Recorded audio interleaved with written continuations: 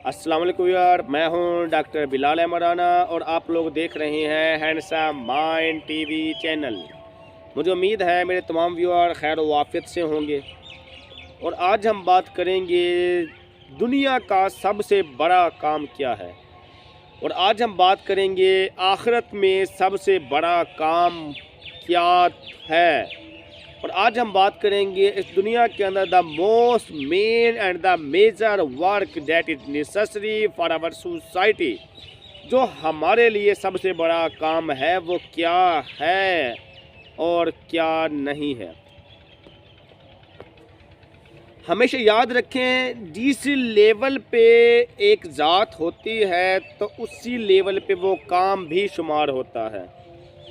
अगर एक आम फैमिली मेंबर कोई काम को कहे तो हमें छोटा लगता है। अगर कोई बड़ा सियासतदान MNA MPA या कोई DCO DPO कहे तो हमें उससे बड़ा काम लगता है।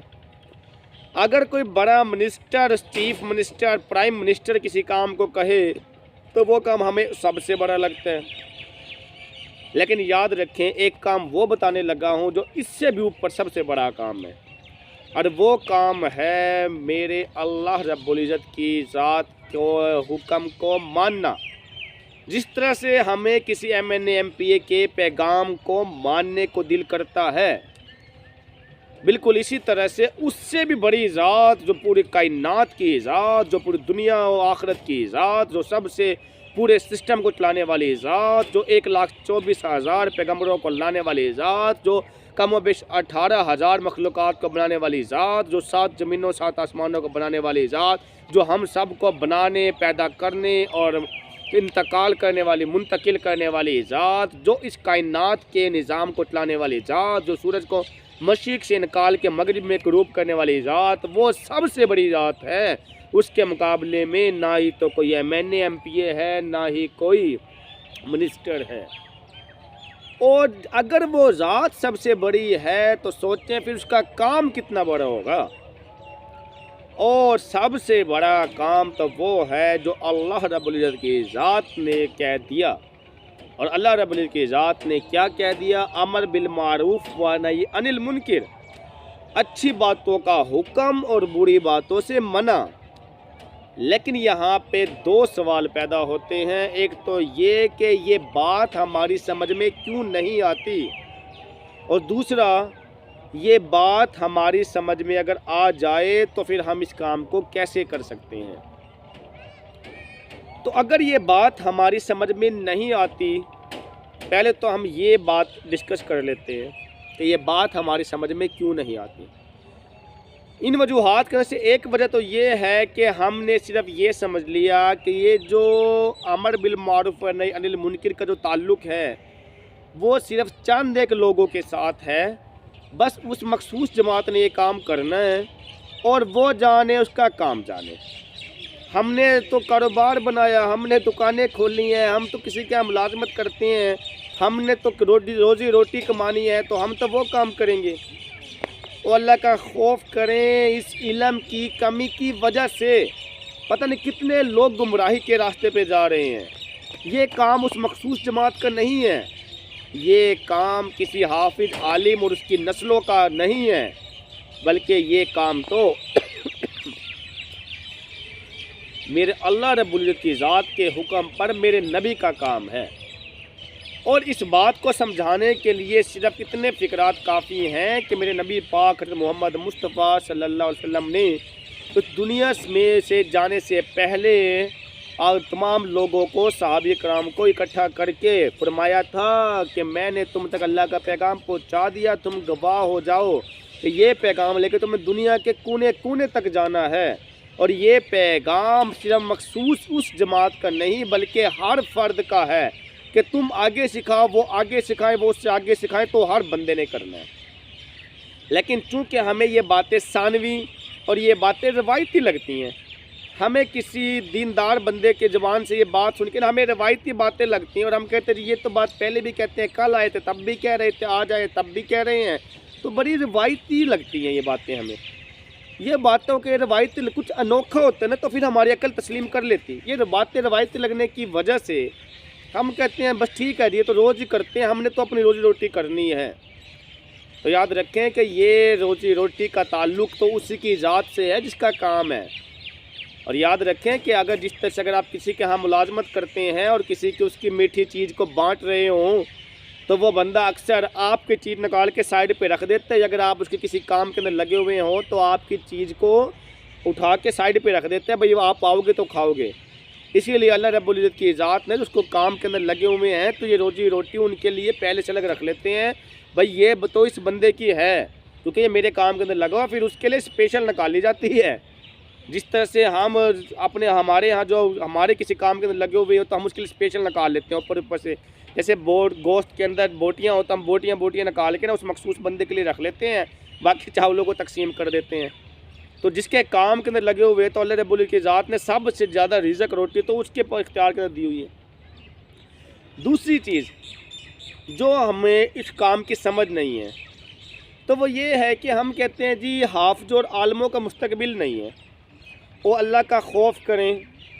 ہم مستقبل کون سے مستقبل کی باتیں کر رہے ہیں؟ مرنے کے بعد کا مستقبل، کہ جب نامہ اعمال کے بارے میں پوچھا جائے گا اور قرآن و حدیث سے سوال ہوں گے، پھر کوئی نہیں سوال ہوگا کہ تم نے جو ہے نا کتنا پیسہ کمایا تھا۔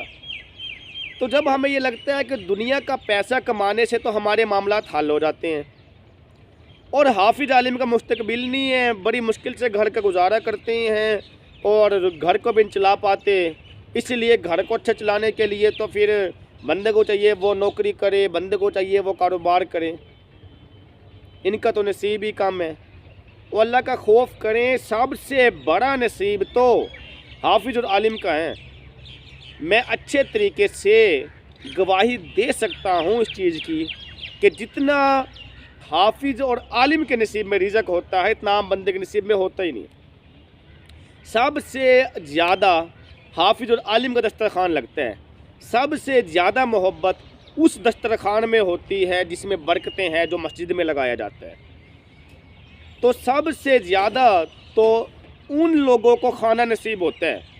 ہمارے ہاں تو دنیاوی پیسہ کمانے کے بعد کسی کو شوگر، کسی کو معدے کا مسئلہ، کسی کو دل کا مسئلہ، کوئی چکنائی نہیں کھا سکتا، کوئی چائے نہیں پی سکتا، کوئی گوشت نہیں کھا سکتا، کوئی چاول نہیں کھا سکتا، کسی کا یورک ایسڈ زیادہ ہے، کسی کا شوگر لیول زیادہ ہے، کسی کا کوئی مسئلہ ہے۔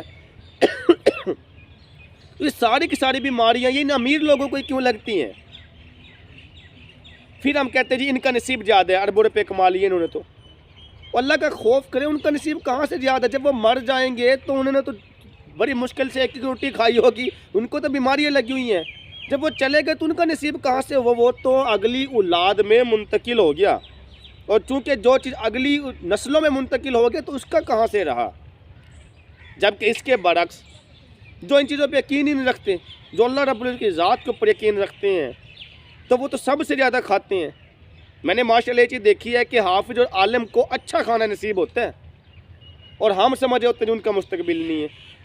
یہ جو انسانی سوچ ہے نا، یہ شیطانی جو طاقتیں ہیں وہ انسان کو بہکاوے کی طرف لے کے جاتی ہیں، تنگ کرتے ہٹاتی ہیں اس راستے سے اور کہتے چلو بھائی اپنا کام کر۔ بڑے بڑے ایتھیسٹ پیدا ہوئے پڑے ہیں آج کے دور کے اندر جو کہتے ہیں نہیں بھائی یہ کام ہی نہیں ہے، اور بڑے بڑے ایسے لوگ ہیں جو قبر کے عذاب تک پہ یقین نہیں رکھتے، اور بہت سارے ایسے لوگ ہیں جو اس مرنے کے بعد کے اوپر نا اعمال کے پیش ہونے کے اوپر یقین نہیں رکھتے۔ استغفر اللہ کی ذات سے معافی مانگنی چاہیے۔ تو بات یہ ہے کہ ہمیں اس کام کی قدر نہیں ہے۔ تیسری چیز جو میں نے نوٹ کی وہ یہ ہے کہ ہمیں اس کام کی قدر ہوتی ہے جس کے لیے ہماری مال و دولت قربانی لگتی ہے، جان کی قربانی لگتی ہے۔ صحابہ کرام نے قربانیاں دی تھیں، پیغمبروں کی قربانیاں لگی تھیں، اسی لیے ان کے ہاں اس کام کی سمجھ بوجھ آ گئی تھی۔ ہمیں تو ہمارے باپ دادے نے کلمہ پڑھا، ہمیں بتا دیا ہم مسلمان ہیں، ہمیں بتا دیا نبی آئے تھے آخری تھے، ہمیں بتا دیا جی کہ اس طریقہ کار پہ چلنے ہیں، ٹھیک ہو گیا، ہمیں تو پکی پکائی مل گئی۔ ہمیں اس چیز کی ویلیو کہاں سے ہو سکتی ہے؟ ایک بندہ جو سارا دن مزدوری کر کے شام کو روٹی کھائے گا اور ایک بندہ جو صرف مفت کی کھائے گا، تو دونوں میں زمین آسمان کا فرق تو ہو نہیں گیا؟ جو مفت کی کھائے گا وہ تو مفت کھو رہا ہے، اس کو قدر کہاں ہو سکتی ہے اس چیز کی؟ جبکہ جو محنت مزدوری کر کے جان و مال قربانی دے کے کھائے گا تو اس کو اس کی قدر ہونی ہے۔ چوتھی وجہ، ہمیں یہ کام انتہائی مشکل لگتا ہے، ہمیں لگتا ہے یار یہ تو کتنا شرمیلا پن ہے، ہم سے نہیں یہ کام ہوتا، بس مسجدوں میں رہتے ہیں، دوسروں کے سامنے بات کرنی ہوتی ہے، اور ہم کیسے بات کریں گے کہ اللہ سے ہوتا ہے، اور یہ تو کام انتہائی مشکل چیز ہے۔ اور اللہ کا خوف کرے تمہیں یونیورسٹی کی تعلیم کے لیے 4 جماعتیں پڑھانے کے لیے بھیج دیا جائے، وہاں پہ جو ہے نا ایک پروفیسر تمہاری ایسی تجلیل اور تحقیر کر کے رکھ دے، تمہیں وہاں پہ برا نہیں لگتا؟ جبکہ جو اللہ رب العزت کی ذات کے ہاتھ جو پیغام دے رہے ہوتے دائی بن کے دوسرے کو، اور کہہ رہے ہوتے کہ اللہ سے ہوتا ہے، کبھی کسی جماعت والے نے اس کی بھی بےزتی کی، سوال ہی نہیں پیدا ہوتا۔ وہاں پہ پروفیسر بےزتی کرتے وہ محسوس نہیں ہوتا، یہاں پہ ہمیں شرم محسوس ہو رہی ہوتی ہے، لیکن انتہائی افسوس اور دکھ کی بات ہے۔ تو بھائی ہمیشہ یاد رکھیں، ہمیں اس چیز کے اوپر، یہ تو تھے ہمارے مسائل کہ ہمیں کیوں نہیں سمجھ آتی یہ باتیں، اس ایک پیغام کے لیے جماعتیں بنتی ہیں، نکلتی ہیں، پوری دنیا کے اندر جاتی ہیں، اور پھر پوری دنیا کے اندر اس پیغام کو لے کے جا رہی ہیں، کلمہ کا پہنچا رہی ہیں۔ ہم اپنے آپ کو دین کے ٹھیکیدار سمجھ لیتے ہیں، ان کے اوپر طعنے کرتے ہیں، غیر مسلموں کو جا کے کلمہ پڑھاؤ، اللہ کا نام لو۔ ہزاروں لوگ ہمارے اندر سے جنہیں دعائے قنوت نہیں آتی، ہزاروں لوگ ہمارے اندر سے ایسے ہیں کہ جنہیں صحیح طریقے سے کلمہ بھی پڑھنا نہیں آتا ہوگا۔ یونیورسٹی والے اسٹوڈنٹ سے جا کے پوچھو، ایم فل اور پی ایچ ڈی کر لیتے ہیں، پوری طریقے سے ان کو 6 کلمے تو آتے نہیں ہیں، ٹھیک ہو گیا، ادھر سے 22 اور 50 کتابیں پڑھ لیتے ہیں۔ تو بات کرنے کا مقصد میرا یہ ہے کہ ہمیں کچھ سیکھنا چاہیے ان لوگوں کے درمیان میں بیٹھ کے، ہمیں کچھ سمجھنا چاہیے، ہمیں یہ چیز سمجھنی چاہیے کہ اللہ کا پیغام ہے، اس سے اوپر پیغام نہیں ہو سکتا۔ ہمیں M N A M P کے پیغام کی قدر ہوتی ہے، ہمیں وزیر اعظم عمران خان پیغام دے دو اس کی پیغام کی قدر ہے، ہمیں ہمارے گھر کا کوئی سیاسی وڈیرا یا ہمارے محلے کا سیاسی وڈیرا پیغام دے دو اس کی قدر ہے، ہمیں اللہ رب العزت کے پیغام کی قدر نہیں ہے جو پوری دنیا کو لے کے چلنے والے۔ اور پھر لوگ سمجھ لیتے ہیں جی بس جی 10 دن لگا کے، 40 دن لگا کے، 4 مہینے لگا کے کوئی بہت بڑے غلطی سے پاک انسان ہو جائے گا۔ بھائی غلطی تو حضرت آدم نے کی ہے، اس ٹائم کو لگانے سے مراد تو یہ ہوتا ہے کہ ہم کسی حد تک اس بات کو سمجھ لیں، سیکھ لیں، ہمارے اندر تبدیلی آ جائے، تھوڑی سی ہماری نماز کی درستی ہو جائے، اللہ جب مرنا ہے اللہ کی ذات کو ہم نے منہ دکھانا ہے، اس کے لیے تھوڑی سی تیاری ہو جائے، تو اس تیاری کے لیے ہم نے کوشش کے لیے وہ تھوڑا سا ٹائم لگایا جاتا ہے۔ لوگ سمجھ لیتے ہیں پتہ نہیں کوئی دنیا کا انوکھا انسان بن گیا یہ، اور بھائی ایسا کچھ نہیں ہے۔ تو میری دنیا دار لوگوں سے یہ گزارش ہے، یہ درخواست ہے کہ خدا را موت سے پہلے موت کی تیاری کر لیں، مرنے کے بعد سوال ہوگا جوانی کہاں گزاری، دین میں گزاری یا دنیا میں گزاری، پیسہ کتنا کمایا یہ کوئی نہیں پوچھے گا، اور اگر یہ بتانے کی غلطی کری تو پھر فرشتوں نے لمبا بھی پا لینا ہے۔ بھئی ہم یہاں تجھ سے پیسے پوچھنے کے لیے نہیں بیٹھے ہیں، یہ بتاؤ کہ تیرا رب کون ہے، تیرا رسول کون ہے، تیرا دین کیا ہے۔ جب یہ چیزیں بتائیں، یہ سوالات ہوں گے تو ہمارا تو مثال وہ ہے کہ ہم نے اپنا ملتان جانا ہو اور سرگودا والی گاڑی میں بیٹھ جائیں۔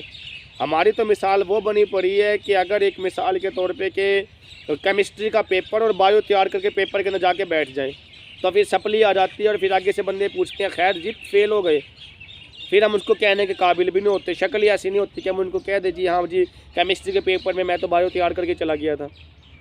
تو خدا رے جو پیپر ہونے ہیں اسی کی تیاری کریں۔ دوسری چیز یہ ہے کہ اس کام کو آسان سمجھیے، کام بہت آسان ہے، یہ کام ہمیں بھی بڑا مشکل لگتا تھا، بھائی پتہ نہیں دنیا کا کوئی انوکھا کام ہوگا اور پتہ نہیں ہم سے کہاں ہوتا ہے جی یہ کام، اور پتہ نہیں یہ پہلے تو ہمیں بھی یہ لگتا تھا کہ شاید ایک مخصوص جماعت کا کام ہے، لیکن پھر علم حاصل کریں نا، سمجھے قرآن و حدیث کو پڑھیں، اس کے لیے سمجھے تو صحیح، کوشش تو کریں کہ بھئی یہ کام کس کا ہے۔ جب آپ علم حاصل کریں گے، سمجھنے کی کوشش کریں گے تو پھر آپ کو ریئلائز ہوگی یہ بات، بھئی یہ کام مخصوص جماعت کا کوئی نہیں ہے، بلکہ یہ کام ہم سب کا ہے، بلکہ یہ کام جس دنیا کے اندر جو بھی آیا ہے اس سب نے کرنا ہے۔ اور موت سے پہلے موت کی تیاری اسی چیز کا نام ہے کہ ہم اس کام کو کر لیں جو اللہ رب العزت کی ذات نے جس کا حکم دیا ہے، تاکہ ایک سب سے بڑے سپر پاور وزیر اعظم کے سامنے ہم جا کے کھڑے ہوں تو پھر ہم اپنا تسلیم تو کر سکیں کہ مثال کے طور پہ ٹھیک ہو گیا، سب سے بڑی طاقت اللہ رب العزت کی ذات کی طاقت ہے نا، وہاں پہ ہم اپنا منہ تو دکھا سکیں، وہاں پہ ہم بتا تو سکیں، ٹھیک ہے۔ تو خدا را ابھی ٹائم ہے، دنیا کے اندر ٹائم گزارنے سے آپ کا نقصان ہو رہا ہے۔ حدیث کا مفہوم ہے سب سے گندی جگہ بازار اور سب سے اچھی جگہ مسجدیں ہیں، ٹھیک ہے۔ گندی جگہ بازار کو اس لیے کہا گیا کہ وہاں شیطانی طاقتیں ہوتی ہیں، انسان گناہ کے کام زیادہ کرتا ہے، کاروباری لین دین میں ہم سے بہت ساری خطائیں اور گناہیں اور جھوٹ اور فریب سے ہم سہارا لے لیتے ہیں۔ مسجدوں کے اندر آ کے کسی حد تک دل پاک کرنے کو دل کرتا ہے، دل پاک صاف ہونے کو دل کرتا ہے، ٹھیک ہے۔ تو آپ کے ماحول سے آپ کا ایمان بنتا ہے، آپ اپنے ماحول کو چینج کریں تاکہ آپ کے ایمان کے اندر درستگی آئے۔ اور ایک بات ہمیشہ یاد رکھیں کہ اللہ رب العزت کی ذات سے ہمیشہ دعا کریں کہ اللہ رب العزت کی ذات ہمارے ایمان کو سلامت رکھے، کسی بھی قیمت پہ ہمارا ایمان کا سودا نہ ہو اور ہمارا ایمان نہ بکے۔ جب آپ لوگ دین کے راستے پہ چلتے ہیں تو آپ کے لیے سارے کے سارے کام آسان ہو جاتے ہیں۔ جب آپ لوگوں کا ایمان اللہ کی ذات پہ آ جاتا ہے تو آپ کے سارے مسئلے حل ہو جاتے ہیں۔ جب آپ لوگ صرف دنیاوی خواہشات کے بارے میں سوچتے ہیں تو پھر نفسیاتی بیماریاں، ٹینشنیں، الجھنیں زیادہ ہو جاتی ہیں۔ تو خدا را اپنی سوچ کو ٹھیک کر لیں، آپ کے اس دنیا کے خوشگوار ہونے کا احساس ہوگا۔ تھوڑا سا دین کے راستے پہ چلیں، تھوڑا سا آپ لوگ جماعت میں ٹائم لگائیں اور اگر یہ ویڈیو آپ کو اچھی لگی ہو تو آپ لوگ اپنے دوست میں شیئر کریں، ہمارے چینل کو لائک کریں، سبسکرائب کریں اور بیل آئیکن کو دبائیں تاکہ بر وقت آپ لوگوں تک ہماری تمام ویڈیو موصول ہوتی رہیں۔ اس کے ساتھ ہی اپنا خیال رکھیے گا اور اجازت دیجیے گا۔ اللہ حافظ۔